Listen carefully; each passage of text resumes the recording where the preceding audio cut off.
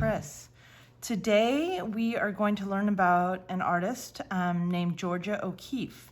Georgia O'Keeffe was born in 1887 and she lived 98 years. She passed in 1986. Georgia O'Keeffe, just like some of you, as a child loved art, loved making art. And when she grew older, she did go to art school, and she studied art in the city of Chicago at the Art Institute. During this time, she was really making a lot of beautiful pieces, and one of her friends introduced her to an art dealer in New York City. And this art dealer named Alfred Steinlitz, he gave Georgia O'Keeffe her first big art show in New York City, and it was a big hit. And actually, Georgia O'Keeffe and Alfred Steinlitz, they did fall in love and they got married. And they had a wonderful life together. Georgia O'Keeffe is very famous for two types of art. A lot of different types of art, but she's just most well known for her flowers and for her animal bones, animal skull paintings. Georgia O'Keeffe, when she was painting those flowers, she was living in New York. And during that time, she was noticing everybody was so busy. And so, oh, sorry about the dogs. Real life stuff going on here. But anyways, so she was so busy, and she used to say, nobody really sees a flower. It's so small. We don't have time. And to see a flower takes time, like to have a friend takes time. So people don't take the time to just look at a flower. So she would take a flower and she would paint it very close up and very big. So you had to pay attention to it. And they were beautiful, bright, lovely paintings. So she painted a lot of flowers. Also, after her husband passed, her husband was a lot older than her. She moved to New Mexico. And she just loved it there. Lots of mountains and natural landscapes. And she had a home there. And when she was living there, she would hike and she would find animals that have passed. And she would actually take their skulls and she would draw and paint them. And they were really beautiful. She found them beautiful and very interesting with their shapes and textures. And actually, this style of art is really popular even nowadays. It's called like Southwestern art. And you'll see it in people's homes. People have really found this very interesting. I see a lot of it when I go to people's houses, paintings of animal skulls and the beauty of it, just like Georgia O'Keeffe. So today, we're going to make a bighorn sheep. Now, this is the type of animal that Georgia O'Keeffe would see in the natural habitat of New Mexico. So we're gonna make the head of a bighorn sheep. And I hope you enjoy doing this. It's a lot of fun. We're gonna work with pencil. Once again, I have that Prisma pencil I like so much. I have a blending stick. And if you don't have a blending stick and you don't have a Prisma pencil, just get a pencil. Just get any pencil you can find. I've been working with mechanical pencils lately, and I really like them because I don't have to sharpen them. Also an eraser, any type of eraser that you can find, and I would also have a pencil sharpener handy. So that's all you're gonna need today. Let's get started on our bighorn sheep. Let me blow that pencil right off. All right, here we go. So the first step in making this bighorn sheep is I'm gonna start with the horn, and then we're gonna build around the horn to make the sheep. So here we go. I'm just gonna start here, kind of towards the middle of the paper. And I'm gonna make kind of a line that kind of curves like so. It's not a straight line, it's kind of a line like that. Then from this point, I'm going to come through the top, and we're gonna kind of like make a spiral. I'm gonna come out And I'm gonna start coming down. I'm gonna come around and I'm gonna loop and I'm gonna come up.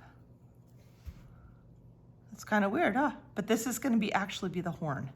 So the next step I'm gonna do is come to the bottom of that one first line I made. And I'm gonna come out and I'm gonna come down and I'm gonna actually, as I'm coming down, I'm gonna come to a point. Kind of looks like a C. So, all right, so everybody makes mistakes and I'm looking at this and I'm gonna change it just a little bit back here. Oops, I just broke that eraser, wow. All right, try that again. All right, I'm gonna come back here and I think I want this a little thicker, so that's why I always say have an eraser handy because nobody's perfect. Well, maybe some people are, but I'm certainly not. Okay, there we go. So now we have like the horn and we're gonna build our head off this. So this is gonna be a little different now. We're gonna actually make the ear of this bighorn sheep. And inside this, see this area that looks like a C? I'm gonna come in here and I'm gonna come over the horn and I'm gonna come back up like so, and that's gonna be the ear. Now the ear, I'm trading erasers because that one was not working so well. The ear kind of goes over that C, but it's in front of. So I'm gonna erase this part right here. Like so, all right. There you go. So now I have the ear and the horn, and you're probably saying, that does not look like a bighorn sheep, and it doesn't.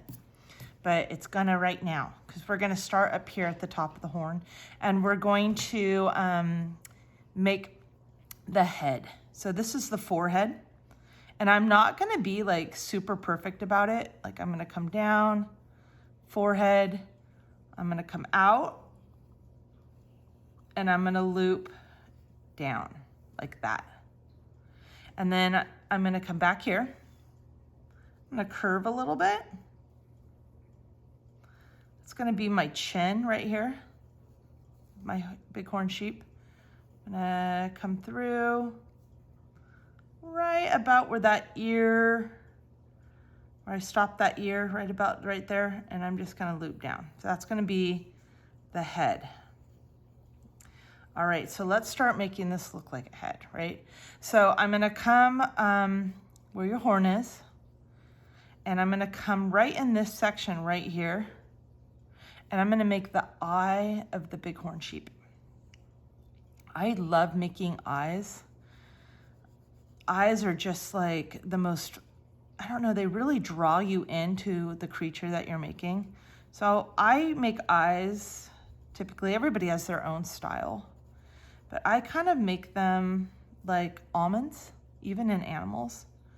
So I have like a hill going up, and then I'm gonna come down here, and I'm gonna come back around. So now it looks kind of like the almond. The eye really draws you in to, especially when you're doing animals and people, and it just draws you in. It's like you can see the soul of the animal or the person. So eyes are really fun. So I'm gonna come down like this, just like so. And that's gonna be the eyeball. It's the circular part of my sheep. And then at this point, I'm gonna make a bubble inside. See, I made that bubble? That's gonna be the highlight, and that is gonna be where the light is reflecting. And I'm just gonna shade this in nice and dark, leaving that bubble empty. Okay, so there you have the reflection. We're gonna do a lot of shading today. So there is the eye. Now I'm gonna come, remember how we curved down here? And this is where I'm gonna make the nose of my bighorn sheep. So I'm gonna come out right here.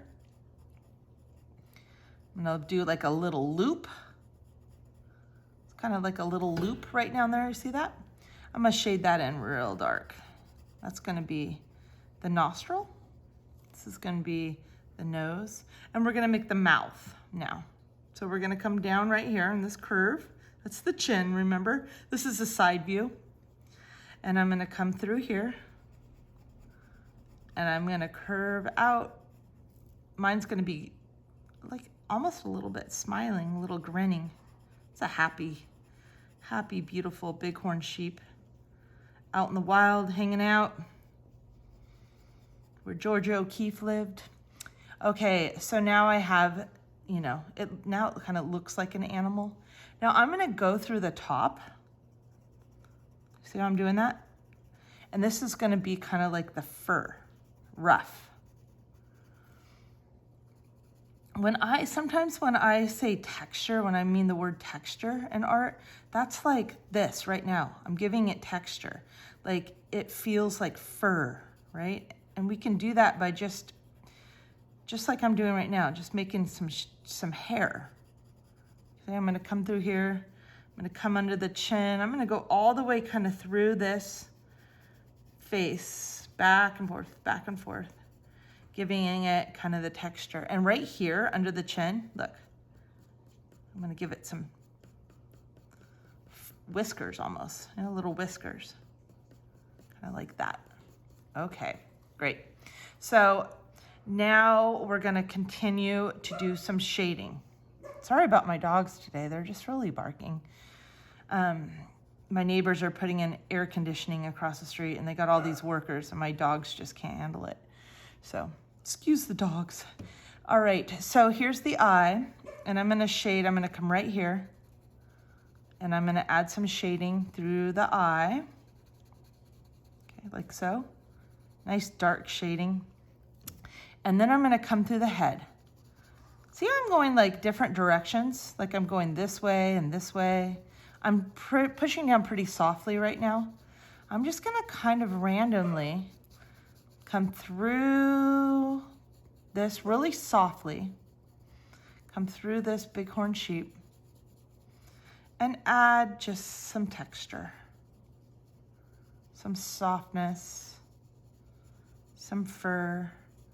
And when I go back and forth, like if I go this way with the pencil, and then I kind of go the opposite direction to build my tone, that's called cross-hatching. And I do that a lot when I do shading. I do a lot of cross-hatching. I go one direction, then I'll go in another direction. Shading is really fun. So I'm gonna continue to come through that face right now, building the texture. I'm gonna come in the ear. I'm gonna add some shading through this ear. Nice dark ear, lots of shading. Okay. I kind of shaded the sides and left the middle of the ear kind of empty. Also just nice soft shading through here. I'm thinking fur when I'm shading. I'm just like rough, like there would be fur through this head. So once I get that done, I'm gonna get that blending stick and I'm gonna come through. I love blending sticks, by the way. If you don't have them yet, man, they are so fun to use. They just grab the pencil graphite and then it just moves. Like, look, I'm gonna come up here and it's just so fun. So I really recommend, if you like drawing and you like making art, you might wanna get a package of these down the road just to have, because I go through a lot of them and they're not too expensive. I always have them in art class. Kind of goes with it. And by the way, I wanted to say, as I'm shading and you guys are watching, good job taking the time and making art and watching these videos. It's a tough time. You guys are not in school right now, and it's very easy for you to, not do a class like this. And, but those of you that are doing it, congratulations, because art is so good for you and being creative is so important. Creative thinkers do really well in the world as you grow up. You don't have to be the best artist in the world, but to be able to be a creative thinker when you have a job someday and you get older, oh man, it's just gonna set you ahead. So great job coming and doing these videos every week. really glad that you're doing it. And those of you that are able to give me feedback or share your art on Schoology with me, I really appreciate that. And I'm so excited when you post stuff on Schoology. Makes me so happy to see your art. I'm so proud of you. All right, so I did some shading, that great blending stick.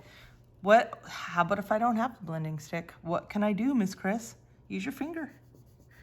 The oils in your finger, they work great. Look at that. Ooh, that even sometimes works better in a blending stick. So there I go. Nice shaded area. All right, so now I'm gonna work on that horn. So in the horn, first of all, I'm gonna outline it really darkly with a pencil or whatever I have handy. 6B pencils are also one of my favorites because you can get really dark with them.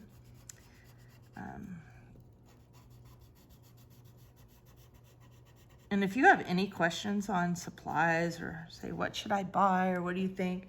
Just call, give me a ring on Schoology or chat with me. I'll be happy to tell you. All right, so here we go. The horn. Now in the horn, we're gonna make lots of lines, really dark. See how I'm doing that? Lines that are gonna go all the way through this horn, all the way to the other side, like so.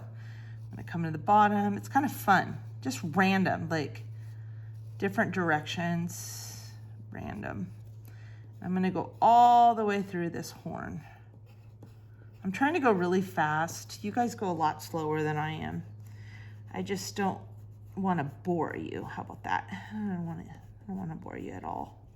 So I'm coming through here and I'm making all these crazy lines, more texture through that horn. And then good old blending stick, or use your finger, whatever you want to do. And I'm going to come through. I'm going to go on top of that. I'm actually going to leave some areas light, like I'm not going to go through this middle part. I'm just going through the edge. And I'm going to come through the top. All right.